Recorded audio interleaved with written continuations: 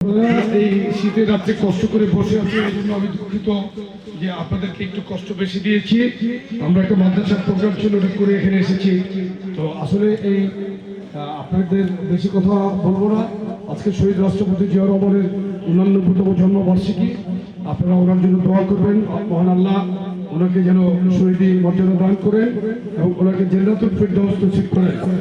আর আমাদের প্রিয় নেত্রী সাবেক প্রধানমন্ত্রী দেশে বেগম খালেদা জিয়ার জন্য দোয়া করবেন, মহান আল্লাহ তাআলা যাতে ওনাকে দ্রুত শেফা দান করে আবার বাংলাদেশে এসে জনগণের খিদমত করার সুযোগ দান করেন। এবং আমাদের প্রিয় নেতা বিএনপির ভারপ্রাপ্ত চেয়ারম্যান জনাব তারেক রহমান এবং ওনার পরিবার, ওনার ছোট ভাই আরাফাত রহমান খোকন পরিবারের জন্য আপনাদের সকলের কাছে আমরা দোয়া চাই।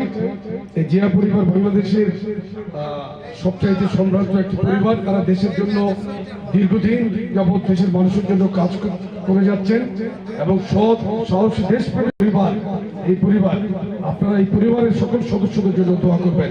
আমি আপনাদের কাছে আবারও বিনীতভাবে ক্ষমা প্রার্থনা করছি আপনাদেরকে এই কষ্ট দেওয়ার জন্য। ধন্যবাদ সকলকে।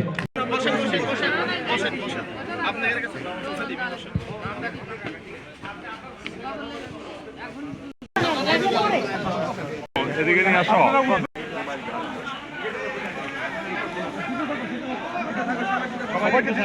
সবাই এখানে দাঁড়ায় না, সবাই ডানে ডানে পিছনে যাও।